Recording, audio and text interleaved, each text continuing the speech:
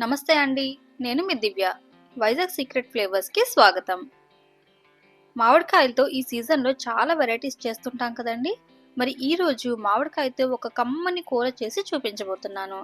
ఈ కూర పప్పన్నంలోకి పెరుగన్నంలోకి తింటే చాలా బాగుంటుందండి.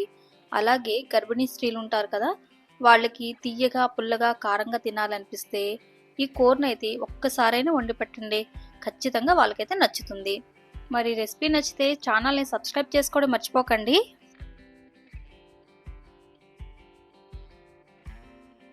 ఈ కూర కోసం నేను ఇక్కడ 3 మామిడికాయలని తీసుకున్నాను.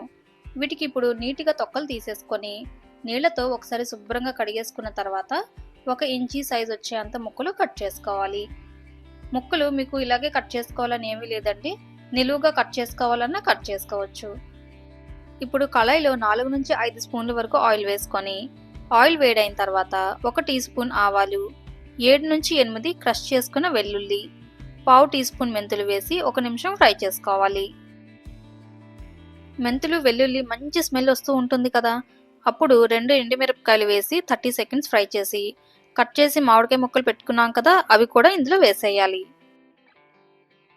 ఒక్కసారి ఇలా కలిపేసుకున్నాక 1/2 స్పూన్ ఉప్పు, కొంచెం పసుపు, 2 స్పూన్ల కారం వేసి ఇంకో 30 సెకండ్స్ ఫ్రై చేసుకోవాలి. మామిడికాయ ముక్కలు మగ్గాల్సిన అవసరం ఏమీ లేదండి, జస్ట్ అలా అన్నీ కలిసినట్టు కలుపుకుంటే సరిపోతుంది. ఇప్పుడు ఇందులో 1/2 గ్లాస్ నీళ్లు వేసుకొని ఇంకా 150 గ్రామ్స్ బెల్లం కూడా వేసుకోవాలి. బెల్లం బదులు పంచదార మాత్రం వేయకండి, అస్సలు బాగోదు.